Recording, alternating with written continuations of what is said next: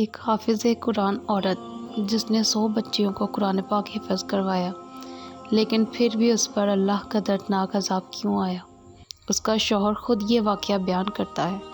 میری بیوی حافظ قرآن تھی اور اس نے 100 بچیوں کو قرآن حفظ کرایا تھا، لیکن جب وہ وفات پا گئی تو روز اس کی قبر پھٹ جاتی اور قبر سے دھواں نکلتا۔ میں روز اپنی بیوی کی قبر بنواتا۔ لوگ مجھ سے پوچھتے تھے کہ اس نے ایسا کون سا گناہ کیا تھا۔ میں نے اپنی بیوی کے گھر والوں سے پوچھا تو میری سالی روتے ہوئے مجھے کمرے میں لے گئی اور مجھے ایسی چیزیں دکھائیں کہ میرا کلیجہ منہ کو آ گیا۔ میری شادی کو 6 سال گزر گئے تھے اور میری بیوی بہت ہی خوبصورت تھی۔ شادی سے پہلے 100 بچیوں کو قرآن پاک حفظ کرا چکی تھی، تو میں بہت خوش تھا کہ میری بیوی کی دنیا کے ساتھ ساتھ آخرت بھی سنور چکی ہے اور وہ ہمارے بچوں کو بھی اچھی تربیت دے گی۔ لیکن شادی کو اتنا وقت گزر جانے کے بعد بھی ہمیں اولاد نہ ہوئی۔ میں بہت مایوس اور اداس ہو گیا تھا، لیکن میری بیوی اپنی مایوسی کو چھپا لیتی اور صبر سے وقت گزارتی تھی۔ پھر ایک دن اللہ کو ہمارا صبر اتنا پسند آیا اور اس نے ہمیں اولاد سے نواز دیا۔ میں اپنی بیوی کا بہت خیال رکھتا۔ ہماری بہت زیادہ احتیاط اور دعاؤں کے بعد اللہ تعالیٰ نے ہمیں پیارا سا بچہ دیا، مگر بچہ پیدا ہوتے ہی میری بیوی کی طبیعت بہت خراب ہو گئی۔ بیوی کی طبیعت کو دیکھ کر اللہ سے بہت دعائیں کی، مگر میری دعاؤں کے باوجود میری بیوی کا انتقال ہو گیا۔ سب جاننے والے افسوس کر رہے تھے اور میں غمزدہ تھا۔ جب غسل کے بعد تدفین کے لیے قبرستان پہنچے تو آسمان پر کالے بادل چھا گئے، گویا جیسے رات ہو گئی ہو۔ جیسے ہی بیوی کو دفن کیا، نہایت ہی تیز بارش شروع ہو گئی۔ طوفانی ہوائیں چلنے لگیں، جیسے بھی موسم غم منا رہا ہو۔ میرا بچہ میری بیوی کے گھر والوں یعنی میرے سسرال والوں کے پاس تھا اور وہ لوگ بھی میرے گھر پر ہی موجود تھے۔ اس لیے اپنی بیوی کو قبر میں دفن کرنے کے بعد جب گھر آیا تو سیدھا میں اپنے کمرے میں چلا گیا اور اپنی بیوی کو یاد کرتے کرتے آنکھ لگ گئی۔ صبح کے وقت خواب میں دیکھا کہ میری بیوی بہت بری طرح رو رہی ہے اور اس کو ایسا روتا دیکھ کر میں اٹھ بیٹھا۔ بارش بھی تھم چکی تھی، آسمان صاف تھا اور وہ خواب دیکھ کر میں بہت پریشان ہوا، کیونکہ میں نے اپنی بیوی کو ہمیشہ ہنستا اور مسکراتا دیکھا تھا۔ اس کا اس طرح سے رونا مجھے پریشان کر گیا۔ فجر کا وقت تھا۔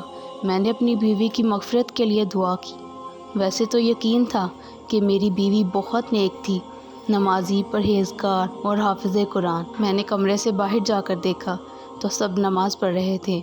میں نے اپنے بیٹے کا پوچھا تو میری بیوی کے بھائی نے میرا بیٹا مجھے لا کر دے دیا۔ وہ سویا ہوا تھا۔ میں مطمئن ہو گیا اور اس کے بعد میں قبرستان چلا گیا اپنی بیوی کی قبر پر، اور میں بیوی کے لیے قرآن پڑھنا چاہ رہا تھا کیونکہ خواب کی وجہ سے دل پریشان تھا۔ جب میں قبرستان پہنچا تو دل خوف سے بھرنے لگا بیوی کی قبر کو دیکھ کر، کیونکہ اس کی قبر پر ایسا عذاب آیا ہوا تھا، ایسا دردناک عذاب کہ جسے میں دیکھ کر ڈر گیا، اور اس کی قبر پھٹی ہوئی تھی، اس میں سے دھواں باہر آ رہا تھا۔ استغفر اللہ! وہاں اتنی تپش تھی کہ وہاں کھڑا ہونا مشکل ہو گیا۔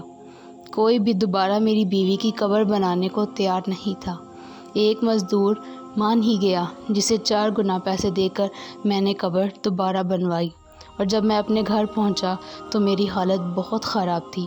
سب نے بیوی سے جدائی کا دکھ سمجھ کر حوصلہ دیا، جبکہ میں یہ سوچ کر پریشان تھا کہ آخر یہ سب کچھ کیوں ہوا۔ میری بیوی تو بہت نیک تھی، قرآن کی حافظ تھی، اور میں یہ سوچ کر پریشان ہوئے جا رہا تھا کہ میری بیوی کی آخر حقیقت کیا تھی جو اس پر اللہ کا اتنا عذاب آیا۔ لیکن پھر جب مجھ پر میری بیوی کی حقیقت ظاہر ہوئی تو میرا کلیجہ پھٹ گیا۔ میرا نام محسن ہے اور میں اپنے والدین کی اکلوتی اولاد تھا۔ میرے گھر میں 4 افراد تھے، میں، میرے ماں باپ اور میری بیوہ پھپھو۔ جب میں کالج میں تھا تو میری ماں کا انتقال ہو گیا اور ہم 3 لوگ رہ گئے۔ میری پھپھو اور ابا نے مجھے بہت ہی حوصلہ دیا۔ کچھ عرصے کے بعد میں سنبھل گیا اور کالج جانا شروع کر دیا۔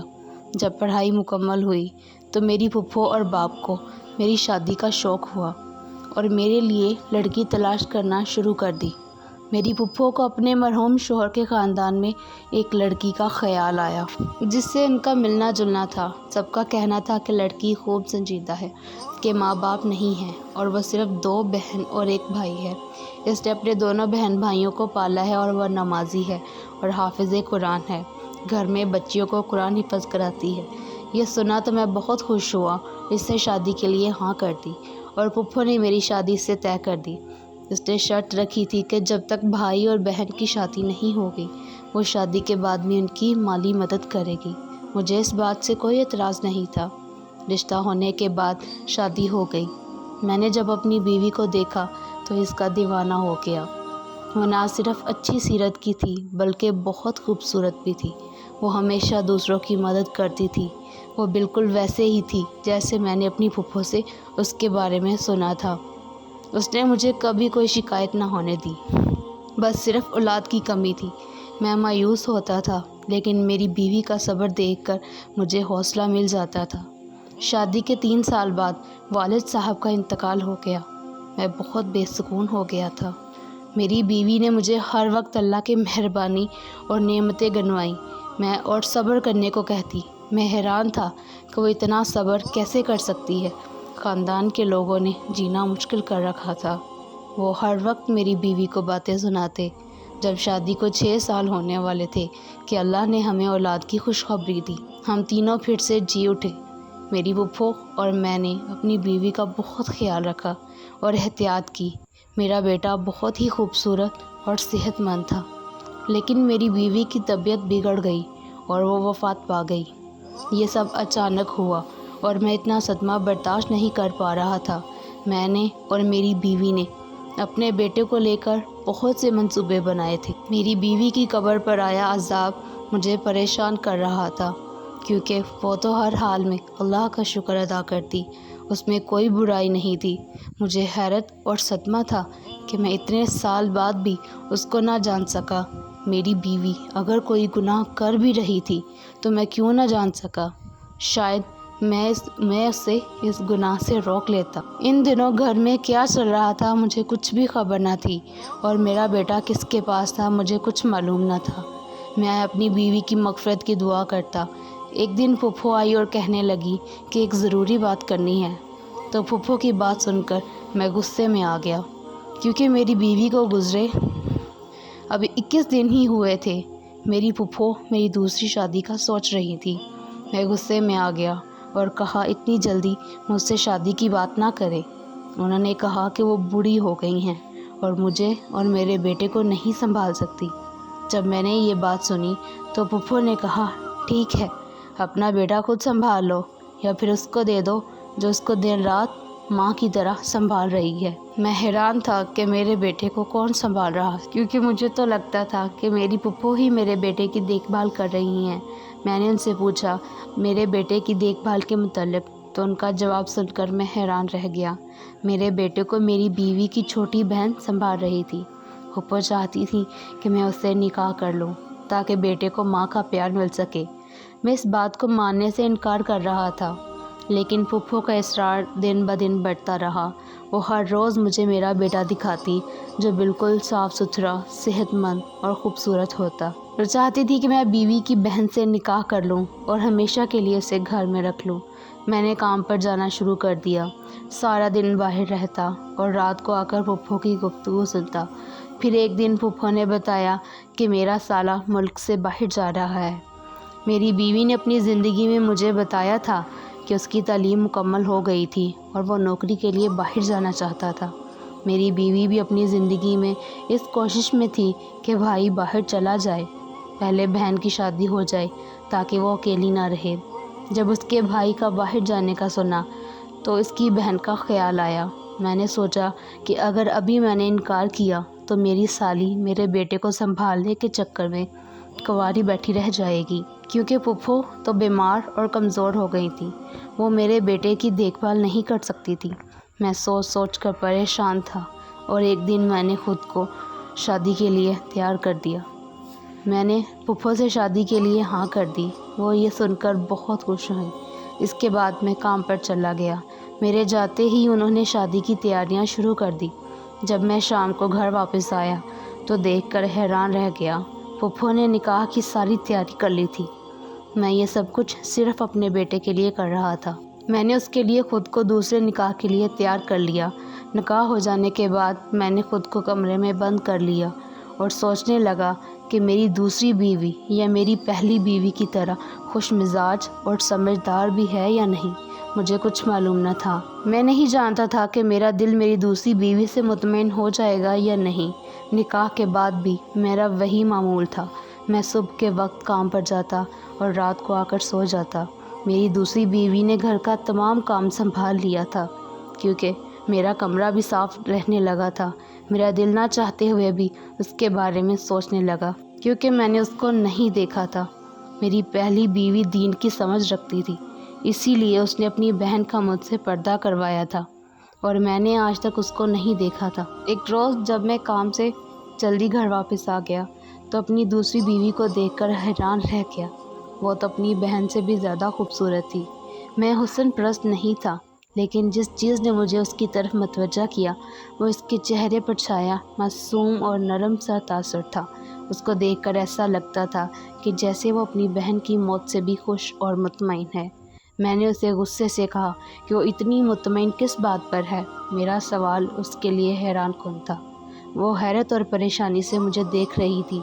میں نے اس سے کہا، تمہیں اپنی بہن کی موت کا ذرا بھی دکھ نہیں ہے جس کی جگہ لے کر اتنی خوش ہو رہی ہو، جبکہ اس کی بہن جوانی میں موت کے منہ میں چلی گئی اور نہ جانے اس کی آخرت بھی کیسی ہوگی، کیونکہ اس نے قبر میں بھی عذاب جھیلا تھا۔ میری بات نے اس کے چہرے کے تاثرات بدلے تو مجھے اپنی غلطی کا احساس ہوا۔ وہ مجھے صدمے سے دیکھتی رہی اور رو پڑی۔ اسے روتا دیکھ کر میں چلا گیا۔ روتے روتے اس نے ایسی بات کہی جسے سن کر میں حیران رہ گیا۔ وہ بار بار کہہ رہی تھی کہ مجھے یہی خوف تھا کہ باجی سے اللہ ناراض ہو جائے گا اور اس کو عذاب دے گا، مگر وہ میری نہ سنتی تھی۔ میں اس کی یہ بات سن کر حیران رہ گیا کیونکہ میری مرحوم بیوی کچھ ایسا کرتی تھی جس سے اس کی بہن واقف تھی اور اس سے روکتی بھی تھی۔ جب میں نے تفصیل پوچھی تو وہ پریشان ہو گئی اور بات بدلنے لگی۔ میں نے سچ جاننے کے لیے التجا کی تو اس نے مجھے اپنی بہن کی حقیقت بتائی۔ اس نے بتایا کہ میری بہن نیک لڑکی تھی اور حافظ قرآن ہونے کی وجہ سے ہر وقت تلاوت کرتی تھی۔ ایک دن ہمارے محلے میں ایک بچہ بیمار ہو گیا۔ میری بہن نے کچھ آیات پڑھ کر اس بچے کو پھونک دی جس سے بچہ ٹھیک ہو گیا اور پھر ہر طرف مشہور ہو گیا کہ وہ نیک بی بی ہیں جس کے پاس ہماری تکلیف کے لیے شفا ہے۔ اس کے بعد طرح طرح کے لوگ ہمارے گھر آنے لگے۔ میری بہن تعویذ کے نام پر قرآن کی آیات لکھ کر دے دیتی اور وہ لوگ جو پیسے دیتے تھے اس سے ہمارا گھر چل رہا تھا، لیکن مشکل وقت کے لیے ہمارے پاس کچھ نہ تھا۔ ایک روز میرے بھائی کا ایک کرتا فیل ہو گیا۔ اس کے علاج کے لیے ہمارے پاس پیسے بھی نہ تھے۔ ہم بہت پریشان تھے۔ ماں باپ کا سایہ تو پہلے ہی سر پر نہ تھا، باپ بھی نہیں تھا جو کفالت کر سکتا۔ ایک دن ایک آدمی ہمارے گھر آیا۔ وہ کسی لڑکی سے شادی کرنا چاہتا تھا، مگر وہ لڑکی شادی شدہ تھی۔ وہ چاہتا تھا کہ اس کی طلاق ہو جائے۔ میری بہن نے انکار کیا کہ یہ گناہ کا کام ہے، لیکن جب اس نے 1.5 لاکھ روپے دینے کا کہا تو میری بہن نے بھائی کی جان بچانے کے لیے نہ جانے کاغذ پر ایسا کیا لکھا کہ اس آدمی کی خواہش پوری ہو گئی اور ہمارے بھائی کا علاج بھی آسانی سے ہو گیا۔ اور تو اور اس کے بعد بہت سے لوگ آنے لگے جو ناجائز مطالبے کے لیے تعویذ بنواتے اور ڈھیروں روپے دے جاتے۔ ایک دن میں نے چھپ کر دیکھا کہ وہ تعویذ کیسے بناتی ہے۔ جو میں نے دیکھا تو میں دھنگ رہ گئی کہ میری بہن کاغذ پر الٹا قرآن لکھ رہی تھی اور یہ کالا علم تھا۔ میں اپنی بہن کو روکنے لگی کہ وہ توبہ کر لے۔ اس نے کہا کہ اگر میں ایسا نہ کرتی تو ہمارا بھائی کب کا مر جاتا۔ میں نے کہا اس عمل سے بہتر تھا کہ ہمارا بھائی مر جاتا، مگر وہ یہ کام نہ کرتی۔ بہن کو بہت سمجھایا مگر وہ لالچ میں آ گئی تھی۔ وہ اتنی نیک تھی کہ اس نے روحانیت پالی تھی، لیکن پیسوں کے لالچ میں آ کر اس نے سب گنوا دیا۔ اس کی زندگی اچھی تھی، نمازی، پرہیزگار، مگر اس نے گناہ نہیں چھوڑا۔ میں ڈرتی تھی کہ اس نے یہ نہ چھوڑا تو اللہ اس کو مہلت نہ دے، اور پھر وہی ہوا، اسے توبہ کرنے کی مہلت نہیں ملی۔ اور میرا کہا بھی سچ ہو گیا۔ میں یہ سن کر حیران تھا کہ جسے میں نیک سمجھتا رہا وہ پیسوں کے لالچ میں گناہ کرتی رہی، اور پھر آج وہی عذاب اس کی قبر پر آ رہا تھا۔ استغفر اللہ۔ کالا علم کروانے اور کالا علم کرنے والے دونوں پر اللہ کی لعنت ہے، اور اللہ کا ان پر سخت عذاب آئے گا۔ اللہ پاک سے دعا ہے کہ ہم سب کو ایسے حرام کاموں سے بچنے اور نیکی اور بھلائی کے راستے پر چلنے کی توفیق عطا فرمائے۔ آمین یا رب العالمین۔